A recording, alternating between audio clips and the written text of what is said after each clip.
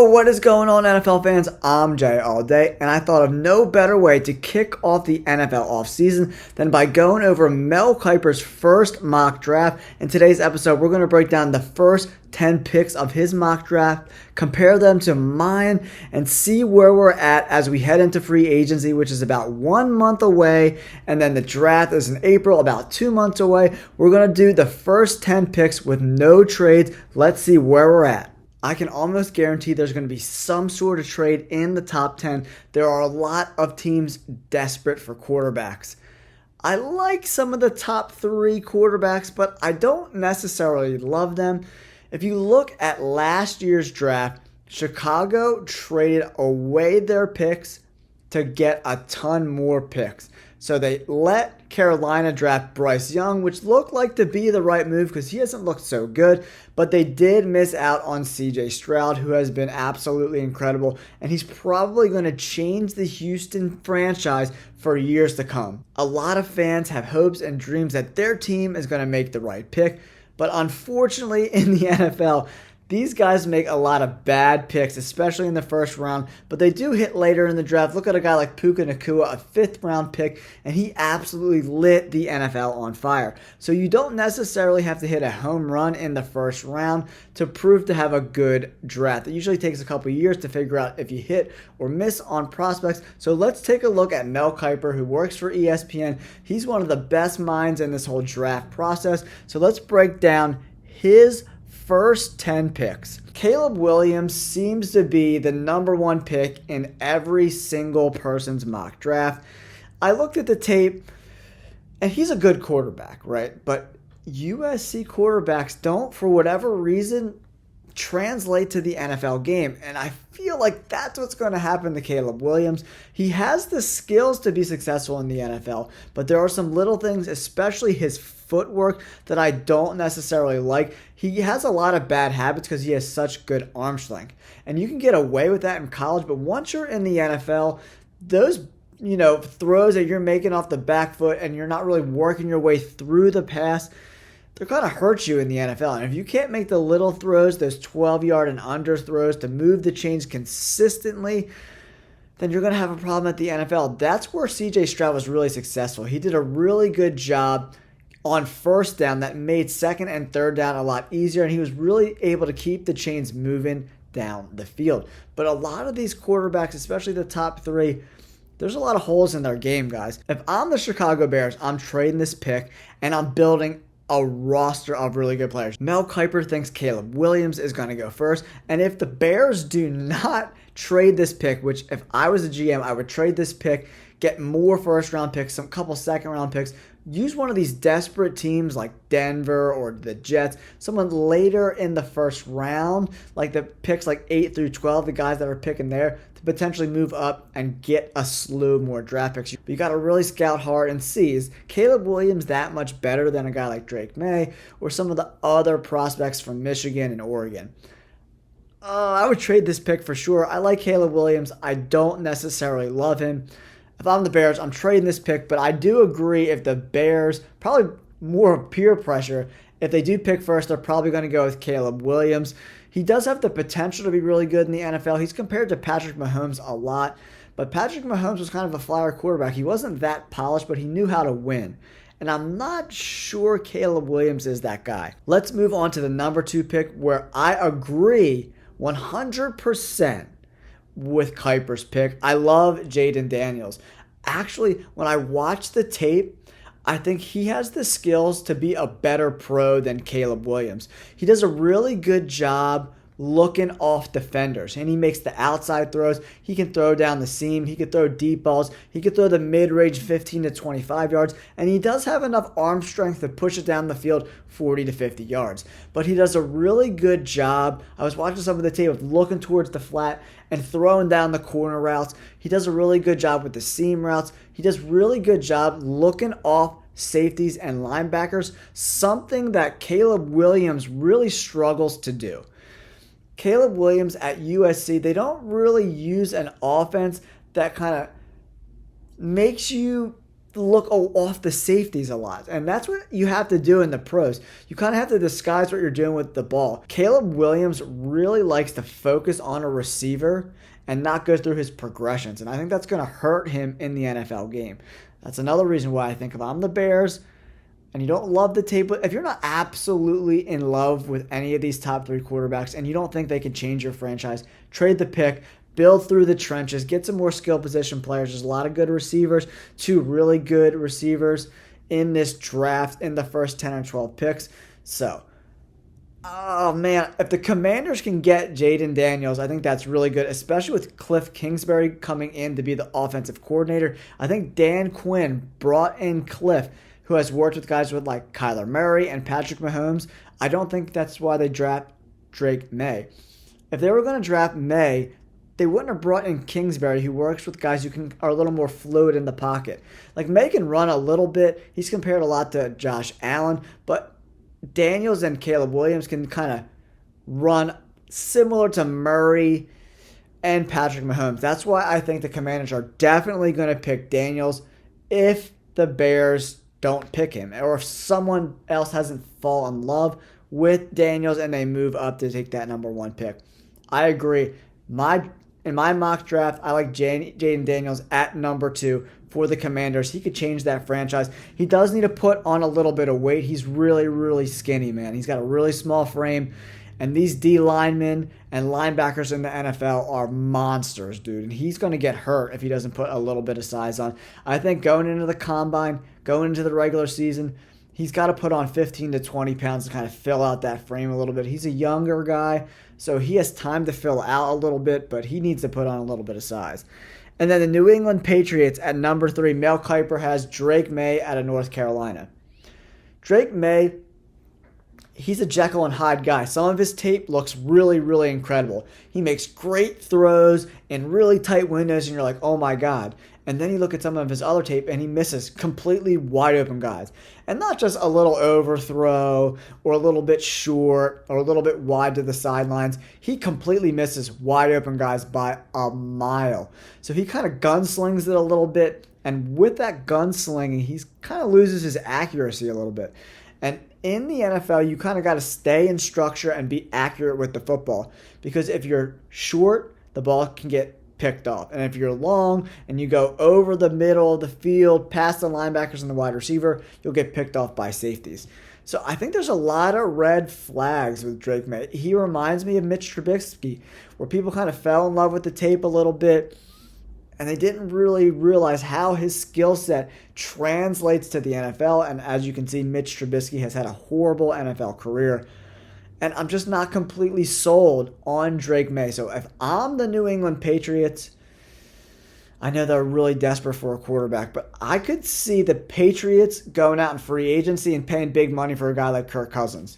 But if they don't, I guess you kind of by default have to go with Drake May in this situation, because he is what's left. If you go down past these top 3 guys, I mean, it's a big drop-off.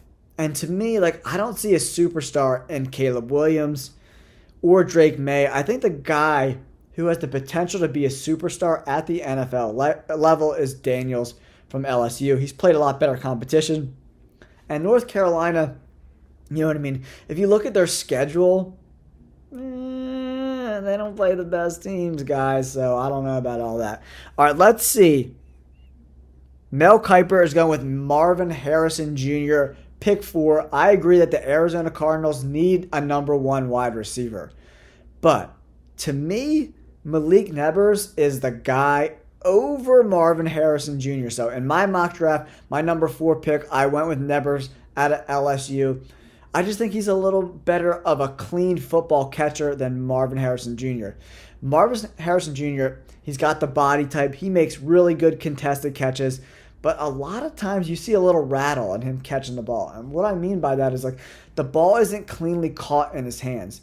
Even the great plays that he makes, they kind of bang off his hands, and he's got to re-catch the ball. It's kind of like pats off his hands. He catches the ball with his body a lot. He doesn't high point the football like really good like football players like Randy Moss and these elite wide receivers do. Is he going to be as good as his dad?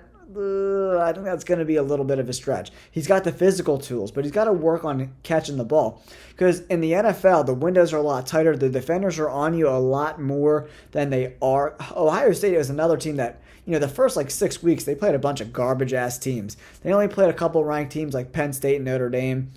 And in the Notre Dame game, Harrison got completely shut down. He had 3 catches for 30 yards. The other 2 ranked teams in Michigan and Penn State, he had big games. But I think in Michigan, he only had 5 catches. So, I don't know. The tape is kind of, hit and miss too with him. It really concerned me when you're trying to catch the ball and it kind of bangs off your hands and you got to recatch. Because in the NFL, they're incomplete passes. In college, you might be able to get away with that. But in the NFL, you won't. And Nevers, out of LSU, man, you never see that in his tape, man. He's always bang, strong hands to the football, locking it away and getting tons of yards after the catch. That's another thing I like about Nevers' game. He's the yak monster. I love him at the 4 spot. He likes Marvin Harrison Jr. Let's move on to pick number 5. This is another pick that I see what Mel Kiper's doing because the tape on Brock Bowers at tight end, I really think out of all the guys getting picked in the top 10, Bowers is going to be the guy who completely changes a franchise. He's going to be like a George Kittle, a Travis Kelce, a Zach Ertz when he was with the Eagles. He's going to come in and whatever team he plays for, he's going to be an impact player. A lot of people are concerned with his size, and they think he might fall deep in the draft because he's not your typical 6'5", 265 tight end. He's a little smaller. I think he's in that 6'2", 6'3 range, around 235 to 245 pounds. So he's going to struggle with blocking, but, man, I think a lot of offenses are going to split him out and use his catching ability because, man, he catches everything. He's great after the catch, man. He's a fucking animal, dude. His tape is incredible. He is a clear difference maker for whatever team he plays for. And I just think the Chargers, the way Jim Harbaugh is going to want to grow this team, I think it's a big risk taking a tight end at number 5. I think he's going to go with a guy like Joe Alt from Notre Dame, the offensive lineman, because you want to protect Herbert. And the Chargers are, in some cap trouble a little bit, so they might cut a guy like Keenan Allen or if he doesn't want to restructure his deal. So they might even pick one of the wide receivers, whoever's available, whether that be Nevers or Harrison in this spot. For me, I'm going with the offensive lineman Joe Alt out of Notre Dame for the Chargers here, guys, and Jim Harbaugh. But Brock Bowers, man, oh my God. The tape is insane. If you have some time, just look at his highlights. I was blown away. He's been the only guy. I like Nevers too. I think he's going to be very successful in the NFL.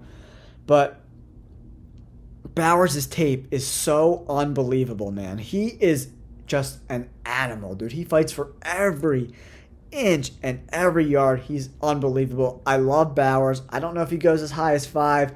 For me, I'm going with Alt. And then let's go to number 6. He's taking Nevers for the Giants, and I think this is a great pick. If Nevers or Harrison is available, the Giants are going to take whoever's available. In my mock draft, it's Harrison, but for his, it's Nevers. I think the Giants go with a wide receiver.